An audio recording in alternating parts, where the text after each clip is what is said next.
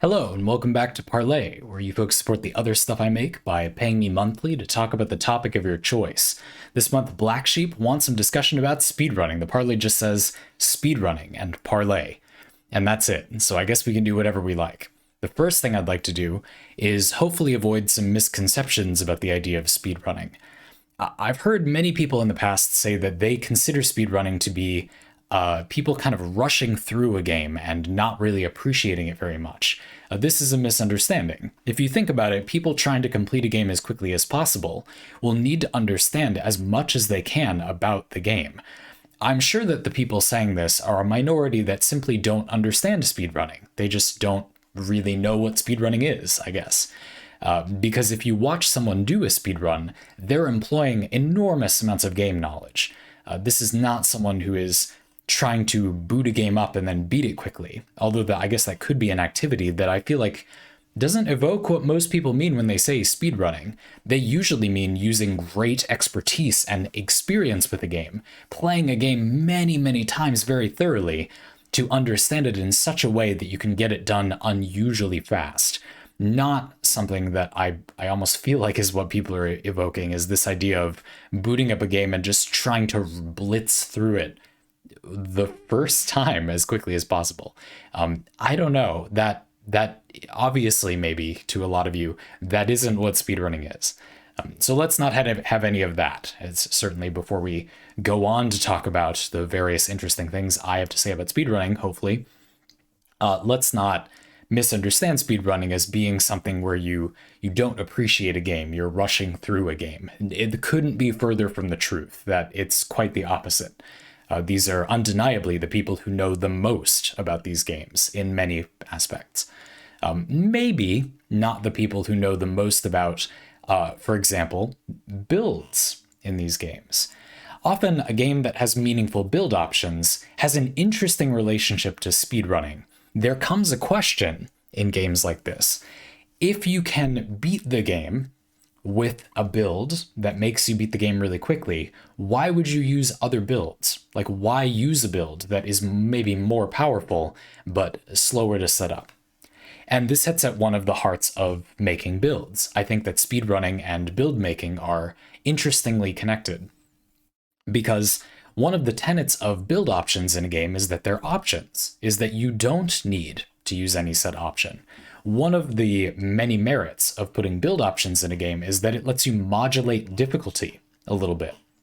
In Hollow Knight or Hades, for example, these are games where you have some appreciable build element, very different kinds of builds in those games, but you can use that to kind of modulate the game's difficulty if you need to. You may be a good enough player to complete the game at a certain difficulty, but if you aren't, then you can use, build elements in the game to fiddle with that difficulty. I think that when people think of it that way, they get frustrated because it feels like the game's saying to make a build, it means you're inferior in some way. But it's important to remember that that doesn't matter at all. That's a very immature way of thinking about a game. You're supposed to do that. You're supposed to develop, your own style as you play. A player playing the game normally will accrue some assortment of build options and then use them to make themselves more powerful or get quality of life or whatever they want as they, fight the bosses or whatever. Hades is an interesting example here because there are also games where builds get put under pressure when you're trying to complete a run as fast as possible because they don't do enough damage to complete the run quickly. In Hades, the timing is tight enough a lot of the time, even just using the game's in-game timer, not formally doing a speed run. Although I guess it's similar, right? A lot of combinations of boons cannot complete a run fast enough. It's not possible to do enough damage with that combination of effects. So it doesn't even matter how good you are at Hades to some extent. You have to be very skilled, but even if you are, infinite skill will not allow you to complete some Hades speedruns. If you put on 50 heat, which is like not the highest, but basically the highest difficulty in Hades. The speedrunning community that is interested in those types of runs often talks about how there are some versions of that run that are not completable. If you take every possible decision and reset over and over, you will find that there are no paths to victory. There is no combination of boons the run will let you acquire that make it even possible to do enough damage in time, which is fascinating. So speedrunning and build making have an interesting relationship, in my opinion. Games that offer build options often get twisted in interesting ways when you speedrun them. Another game that comes to mind is Paper Mario, where a lot of the speedrunning strategies revolve around using the riskiest build options. You end up using things that give you more damage when you're at low health, which for the casual player would be impractical. Make any mistake and you die, but make no mistakes. Plan to have practiced so much and know so much about the game that you may be able to make no mistakes, basically, or very few. And you can have huge damage and really speed yourself up, which creates an exciting speedrun where you're always on a knife's edge, where the powerful strategies end up being very risky. This is a good segue into why I don't think I will ever speedrun games, at least like that, because they involve practicing something over and over again, which I would say almost my entire life is built around me never having to do. I just don't like that. There's this concept of innovators versus honers. You kind of need a little bit of both in life. But the innovator in me just wants to make new things. When it comes time to just iterate on the thing, I will get bored and want to make up something new. And that is a shortcoming of mine. I have all the ideas you could ever want, but I don't want to do them over and over again necessarily. I want something new. Games like Hades, for example, that involve doing runs over and over again, well, I can get behind this because I'm focused on the part that changes every time, on making that build. And that innovation is within a framework or kind of a test lab that is a known type of run. I know a lot about how runs work in Hades. That is samey, but it's just so I can change something, so I can do different builds every time. For people that are not focused on making different build choices every time, that would feel very samey. I would understand. They are getting different builds, different boons, different upgrades, but the experience is not driven by that. They're not trying to get like this new cohesive build. They're just kind of getting whatever they get. And so it gets old because it's focused on what's the same every time. Of course, this is maybe better for consistency if you focus on that part that's the same. Speedrunners are kind of doing, especially with build options, usually the opposite of the thing I like. They're focusing on the thing that's the same to gain more and more knowledge about it. A perfectly noble goal, but one that is the exact opposite of what I'm interested in. I, to be blunt, actually kind of don't want to know a lot of those things about these games. If there's an obscure fact about a game that the game doesn't make accessible, I consider that to be an unreasonable requirement for making builds. You should be able to just read the information in the game and make something sensible. I don't want to have to deep dive on the wiki, be a scholar of the game, learn and provide information other people don't have to make a build. That is not fun to me. That is the worst part to me. Not only is it unreliable, because these things often change very quickly, it's often difficult to give actionable information about them. It can be difficult to even know one way or another. They're not inclusive. They don't have the sort of purity of a world of ideas, which is what I want, where the only thing that matters is thinking on your feet, sort of, and thinking toward the future a little. I enjoy greatly watching speedrunning, but it's something obviously it might depend on the game a little, but it's something that categorically really clashes with what I as a person like. To be honest, a little bit direct, I personally have always questioned the value of becoming skilled itself. In theory, a skill is just something that will become obsolete in the future, whereas ideas are a sort of purity. Even if an AI became good at coming up with endless ideas, and it did come up with all the ideas I'm going to come up with, ideas are a curious thing where they're this limited resource. You need to have a way to clean through ideas and choose some and not others. And a lot of the time, at least creatively, it's not about choosing the ideas that are the best, because that becomes nonsense in the context of these ideas. The thing that defines a creator is often the way they choose which of their ideas to pursue. And there is no right answer. There wouldn't be necessarily a best way, or maybe even a better way. to pick through their ideas. It's just about having a vision for some idiosyncratic way why you're picking through your ideas. You see what I mean? Ideas then are to some degree immutable. Could you train a computer, an artificial intelligence, to be an individual who felt like or did have authorship, who picked ideas in a way that felt human and was appealing to humans more than the way most humans pick their ideas? Yeah, maybe, but there would be nothing about that that would be permanently, objectively, immutably better or obsoleting to humans. So there's really no reason that you couldn't at least enjoy choosing your own ideas. But skill? There really isn't any reason that human skill will ever be valuable from a sort of utilitarian perspective, in my opinion. And so, to be honest, I have in my life really looked down in the past on people who practice because it will just become pointless, I often think to myself. Let's put that aside for now, because I hope you can tell, kind of working on removing that bias, because it's kind of stupid when you get into it. In practice, we're not living in that time period right now. So like, people need to develop skills. What are you doing? And the truth is, I'm just bad at it. Like, right?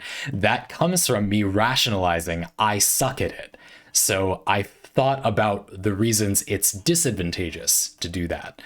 And I'm focused on those, but it's not like it's some kind of travesty, right?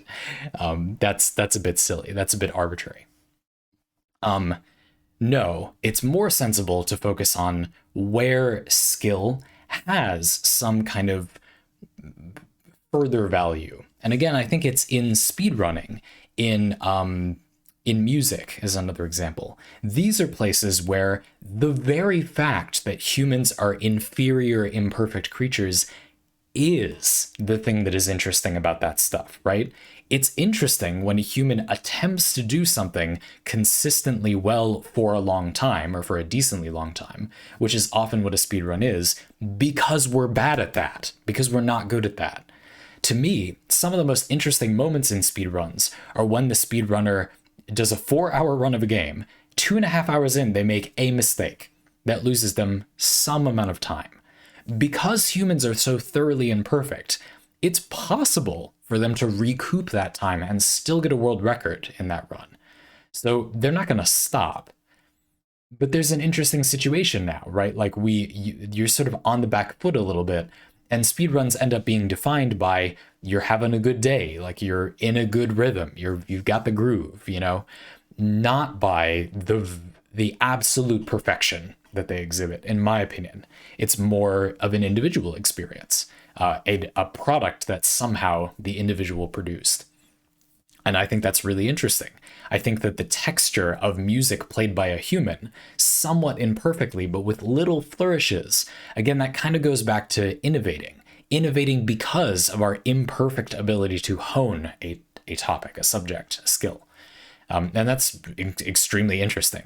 I never really disliked speedrunning, but my appreciation for it has grown out of my understanding that to say developing a skill is just waiting to be made obsolete is a limited understanding of the value of getting a skill. A lot of it is as a way for humans to entertain themselves, and that's the only reason I innovate things. So why wouldn't honing to entertain yourself be reasonable? Again, I still have my qualms. It's not for me, but I can definitely see the value there. And I hope you can see how throughout this parlay already, I've been focusing a lot on what I started with, which is hopefully trying to get people to misunderstand speedrunning a little less. I don't like everything about speedrunning. I don't find practice an entertaining or admirable thing. I know that might seem weird.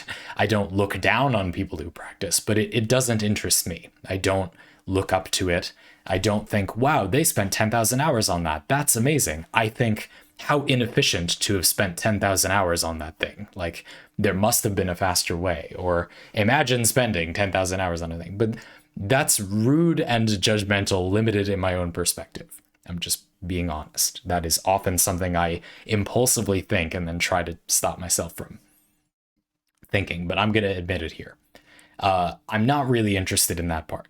But there are many elements of speedrunning, something that is inherently sort of counter to the things that I usually enjoy. when I play games, that deeply interests me. And it is, again, that way in which speedrunning is often defined by how humans cope with our limited ability to hone a skill. Another place this comes up. I think it's interesting how a lot of games are similar to speedrunning in that way, where there's only a game, there's only a point because we're not perfect. Like, the goal of speedrunning would be to do the run perfectly, basically. Now, that's not what people are trying to do if they have a good mindset about speedrunning, probably. They're focusing on doing the best they can or improving, right?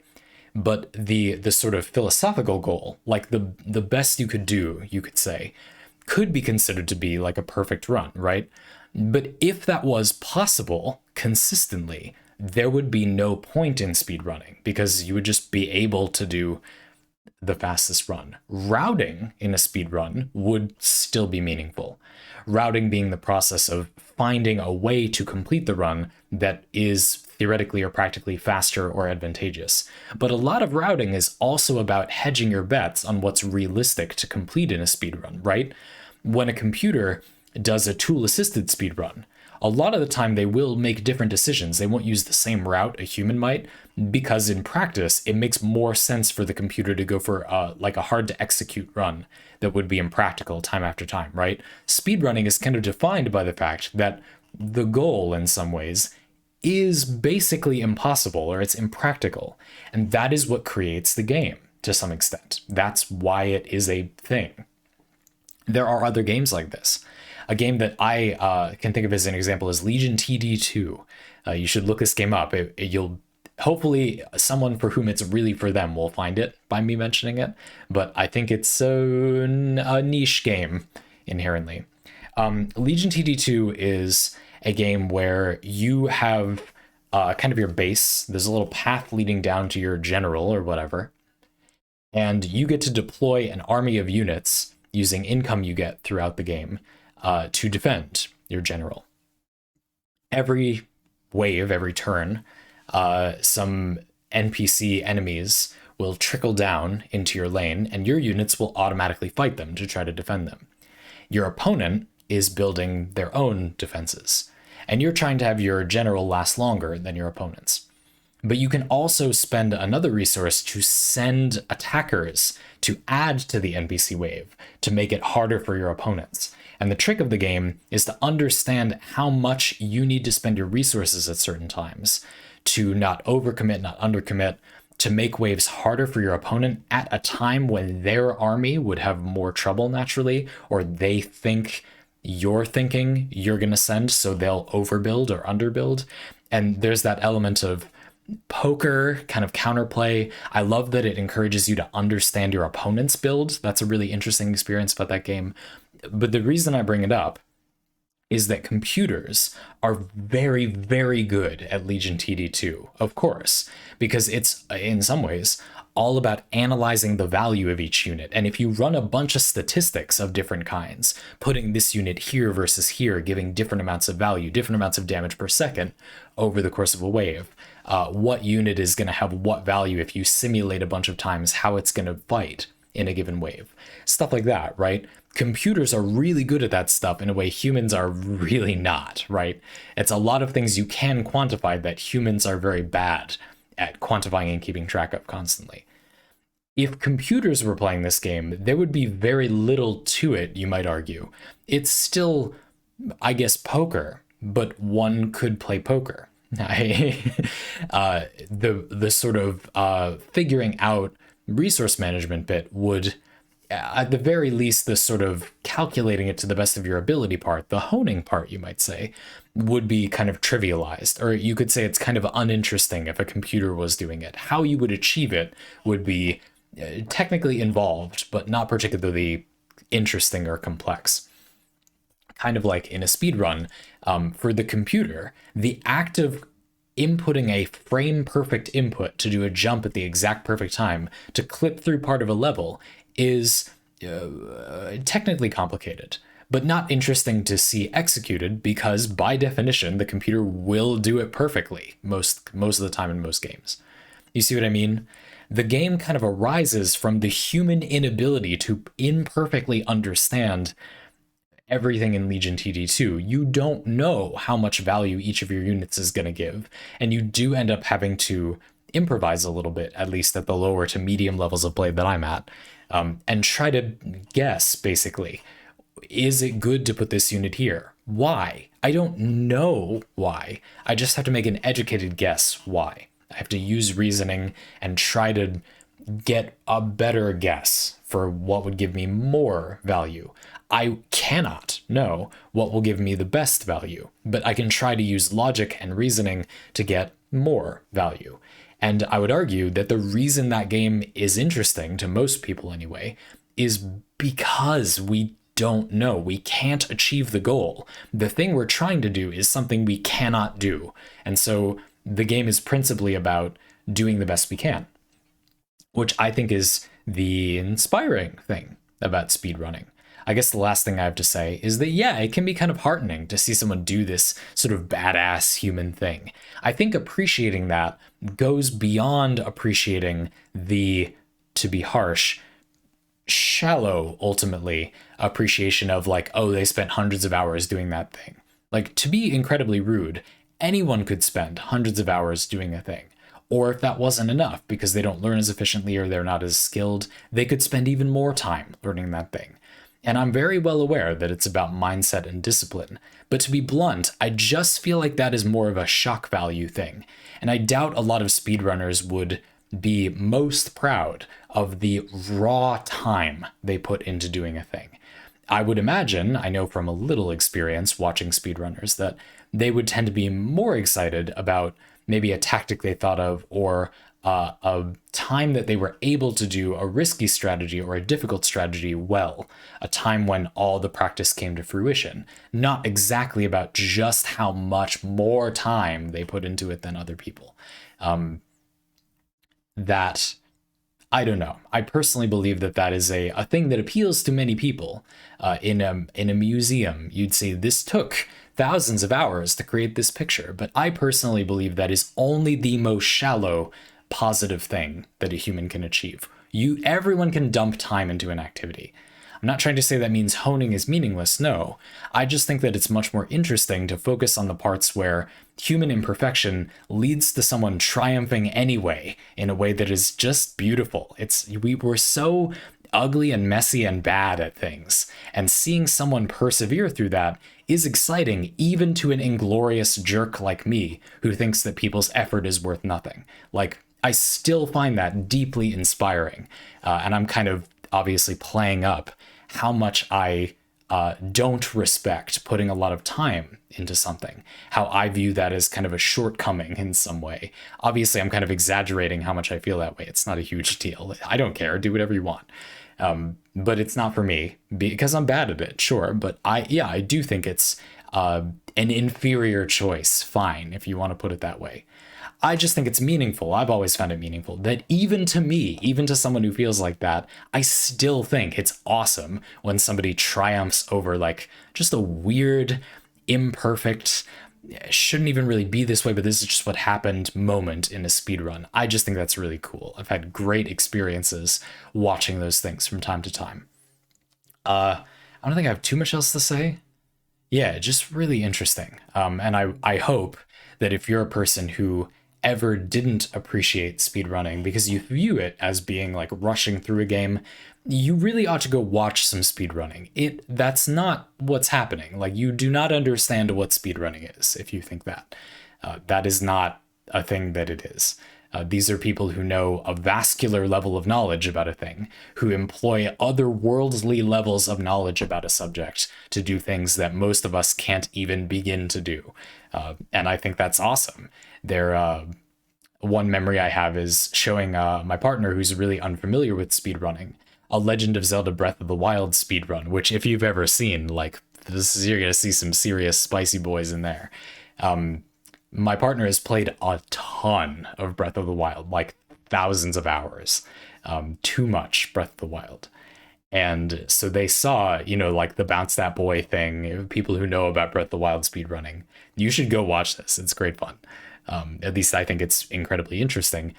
It really looks like that is not the way the game normally works, but it is. That is the way the game normally works. You see people doing like the tree thing with stasis, where you ride the tree, and the bounce that boy thing, like the bullet time jump, bullet time bounce, whatever it's called, where you like go into slow mode, like the aiming slow mode thing, and you ride on your shield and you bounce off an enemy's head and you go flying because the physics engine takes a poop.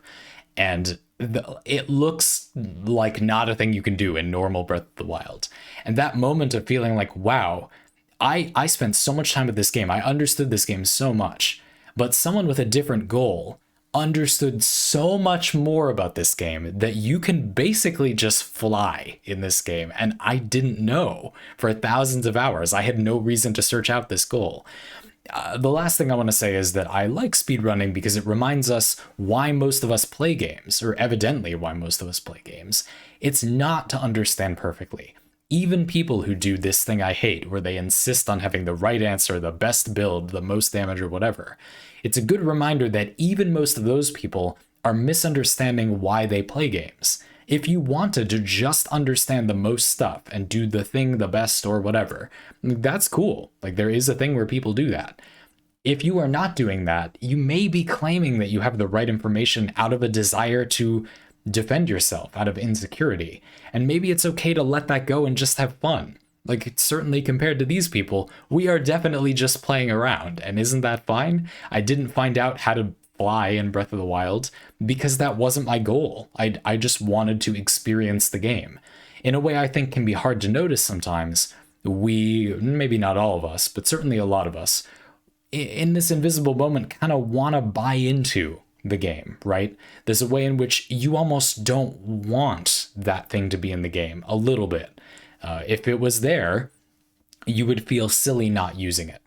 But if it's hard or a niche thing or you don't really know about it, it's almost like you sort of want to play the game as it is or as it appears.